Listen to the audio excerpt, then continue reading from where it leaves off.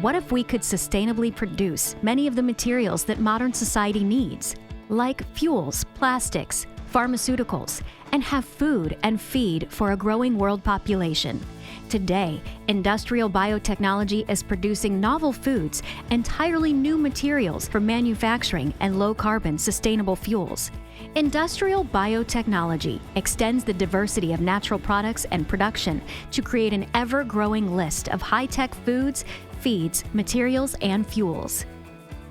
The achievements of the past century have transformed our global standard of living. However, we are just getting started.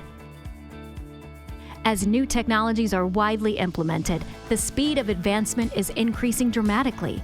This is resulting in improved production organisms, making products that were impossible to produce just a few years ago.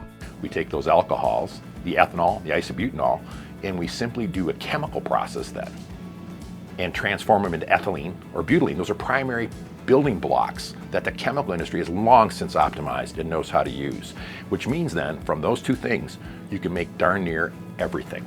That's what's possible to do, including all the fuels, but also all the plastics. So it is a different world, and that's because the biotechnology is so advanced and fermentation technologies are so advanced that all these things are possible now. One of the very exciting things about molecules from biomass is we can access molecules that we can't get to from petrochemicals. And that allows us to make products that give different performance properties.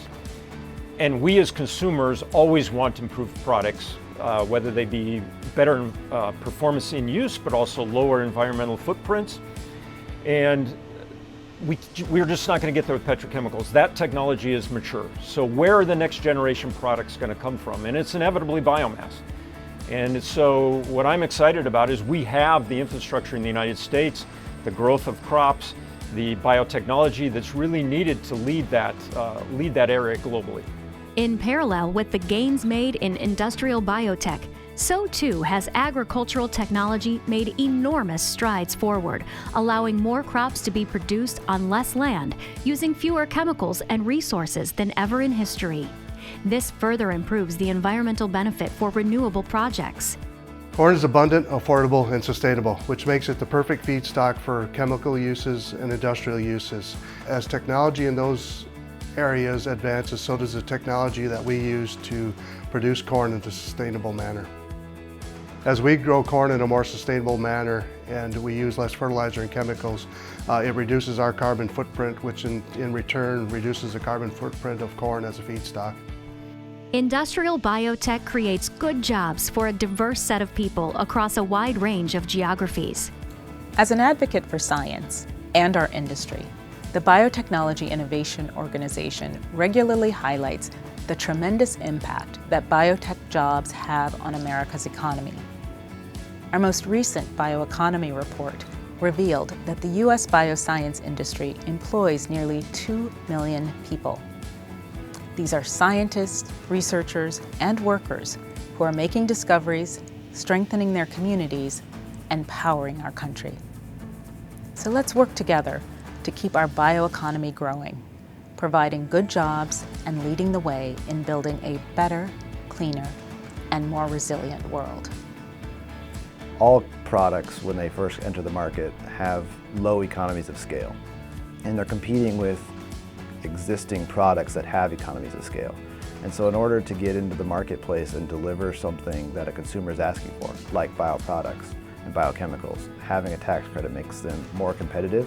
Iowa was the first state to implement a biochemical tax credit for biochemicals. The benefits of those tax credits for corn farmers is that it increases the competitiveness of chemicals as they grow from a new product into an existing product, something that's more competitive.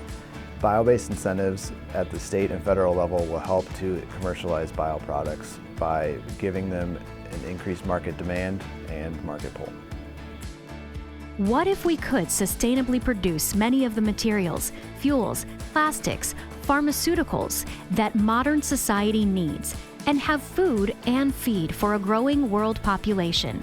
We are at the beginning of an era where we will be able to accomplish this to meet the needs of a growing global society. Significant strides have and are being made, but but the industry will most quickly reach its great potential with good policy. We strongly encourage national incentives and support to drive this industry forward.